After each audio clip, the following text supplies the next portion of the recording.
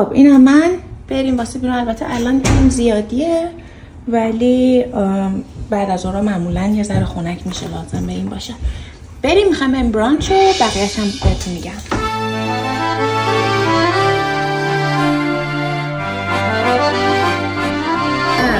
خب این ور چی داره؟ جرمن پنکیک. با من فکر کنم اینو بگیرم. نه همین اینو من میخوام. هش براون داره توشو. حالا یا میتونی با میوه انتخاب کنی و اینکه میتونی انتخاب کنی این بیکن باشه یا سوسیس های مختلف باشه، گوشت و مرغ و پورک و این داستانا.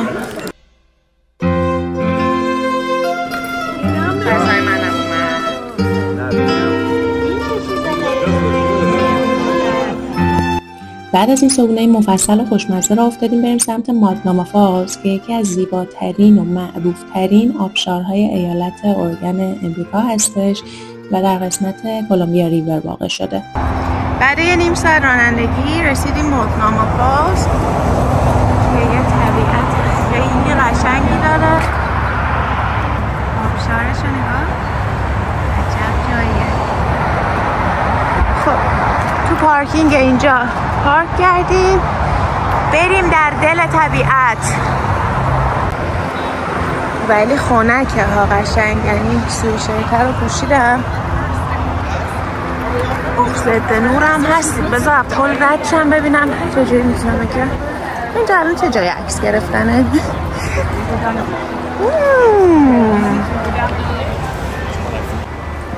رستورانشون رو نگاه چه کیوته.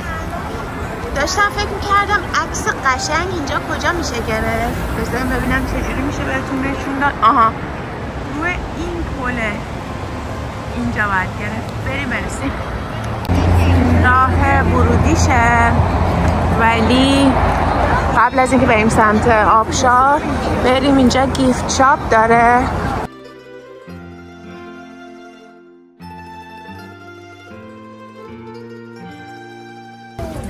این ماگناما رو روی لباسای مختلف انداخته.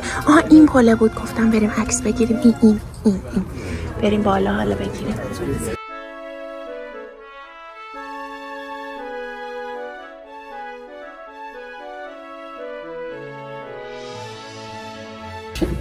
این هم هلیا خانوم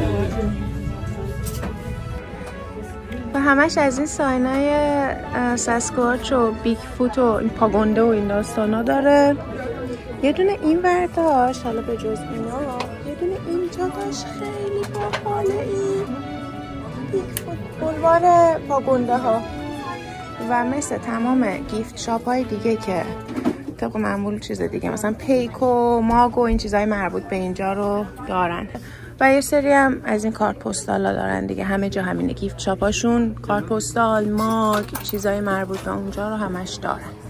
جا سویچی دیگه، از اون لیوان پیکا یا لباسا که نشونتون دادم دیگه. همین دیگه. بریم چیزایی که گرفتیم و بگیریم و بریم بیرون. این ورش هم اسنک بار داره و یه اسنک چیزی بگیری و کافی و اینا. بریم بالا.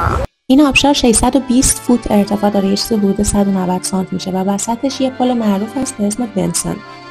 از نظر ارتفاع بلندترین آبشار ایالت اورگن و دومین آبشار بلند کل امریکا هستش. به جز منظره خیلی زیبایی که داره، یکی از ویژگیاش اینه که چون منبع آبش از چشمه‌های زیرزمینی تامین میشه، برای همین تمام مدت سال حتی تابستون و وقتهای خشک سال هم جریان این آبشار قطع نمیشه. اوه نه بابا.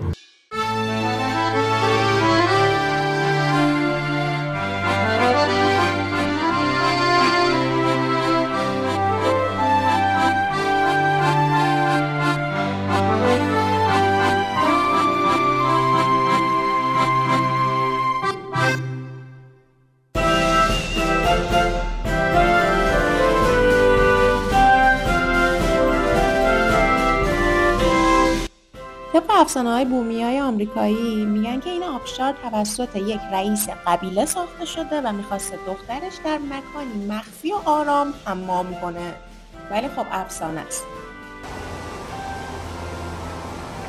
منظره رو نگاه کنید.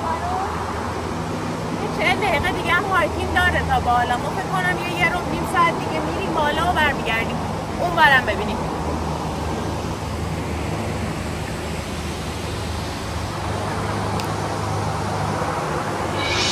خب بریم بالا.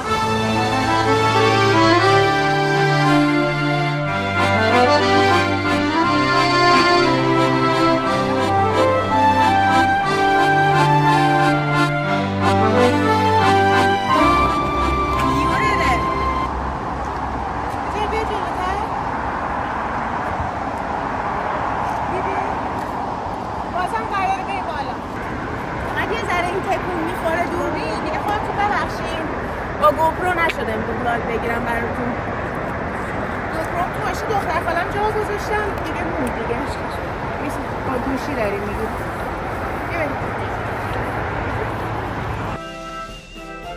یه سری عکس این بالا گرفتم و برگشتم پایین که یه سریاشو تو اینستاگرام دیدین فکر کنم.